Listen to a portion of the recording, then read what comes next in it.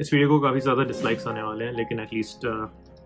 ये मेरे साथ। तो तुम अगर किसी ऐसी गर्ल के साथ मैरिड हो जो तुमसे पहले काफ़ी ज़्यादा गाइस के साथ डेट पे जा रही थी, शादी से पहले तुम उसे डेट कर रहे थे, उसने तब भी एडमिट किया to seeing a lot of other guys, and of course उसने एंटरटेनिंगली ह्यूमिलिएटिंग चीज सिर्फ तुम तक नहीं रखी, उसने पब्लिकली डिस्क्लोज की करण जौहर के प्लेटफॉर्म पे। एंड अगर तुम इन चीजों से ओके हो, देन मोस्ट लोगों के अकॉर्डिंग तुम एक ग्रीन फ्लैग हो। अगर तुम एक बॉलीवुड एक्ट्रेस के डिक्लाइन होने का वेट करते हो after she is been run through by the likes of Salman Khan, Ranbir Kapoor etcetera, and उसके बाद तुम उसके साथ शादी करते हो एंड तुम्हें प्रिटेंड करना पड़ता है कि उसका पास्ट जहाँ पे वो ऐसी फिल्म्स कर रहे थे,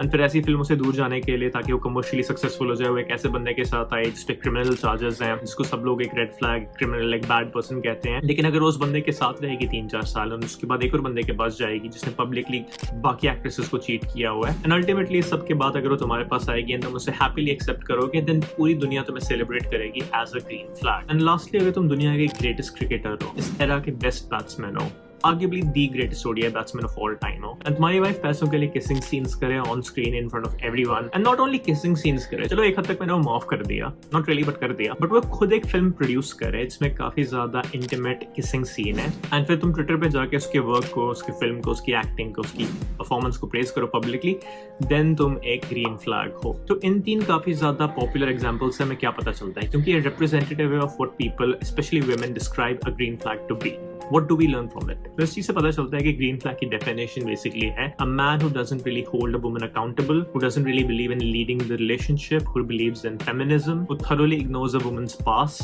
and who doesn't view promiscuity as something immoral. तो मेरा क्वेश्चन तुम लोगों से है कि तुम इन चीजों से एग्री करते हो क्या नहीं? तुम्हारे हिसाब से ये 3 एग्जाम्पल्स constitute करते हैं एक valid example of what a green flag should be or what an ideal masculine figure should be. Why or why not? But problem यह है बिकॉज ऑफ प्रोपेगेंडा, एंड इस प्रोपेगेंडा का सोर्स मैं कल एक वीडियो में अच्छी तरीके से एड्रेस करूंगा। प्रॉब्लम यह है कि इस प्रोपेगेंडा से लोग कंप्लीटली ब्रेन वॉश हो गए हैं, गर्ल्स कंप्लीटली ब्रेन वॉश हो गई हैं into thinking what they think is a green flag, into thinking what they will find attractive in a guy. उनको लगता है कि ये चीजें अट्रैक्टिव होंगी, लेकिन अगर एक बंदा बिल्कुल भी जेलस नहीं होगा जब तुम किसी और मेल फ्रेंड के साथ इंटरेक्ट करो, बिल्कुल भी प्रोटेक्टिव या कॉशियस या पोजेसिव नहीं होगा अगर तुम कहोगे कि मैं क्लबिंग जा रही हूँ रात को अकेले, देन गर्ल्स सबकॉन्शियसली और इवन कॉन्शियसली इंटरेस्ट लूज करती हैं। दे विल थिंक इसको मेरे बारे में परवाह भी नहीं है, कोई बाउंड्री इंपोज नहीं कर रहा, just lets me be, and ये फ्रीडम इंस्टाग्राम की लेंस के थ्रू काफी ज्यादा लिबरेटिंग एंड ओपन माइंडेड लगता है, लेकिन एक रिलेशनशिप के कॉन्टेक्स्ट में अगर एंटाइटलमेंट नहीं है, अगर एक्सपेक्टेशंस नहीं है तुम्हें, अगर तुम सैक्रिफाइसेस करने के लिए रेडी नहीं हो, then it might as well be an open relationship. तुम्हें पता चलता है कि जो अमेरिकन स्टैंडर्ड है, ग्रीन फ्लैग, रेड फ्लैग है, जो टर्मिनोलॉजी कंप्लीटली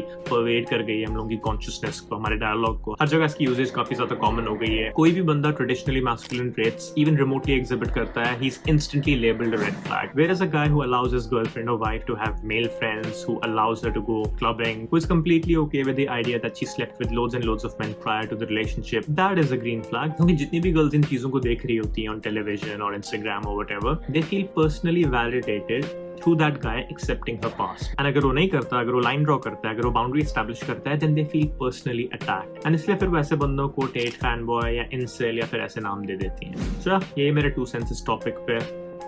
और भी बहुत कुछ है ऐड करने को, लेकिन कभी और।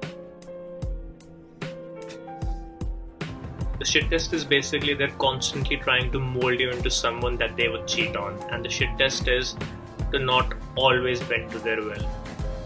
to draw a line, because women like being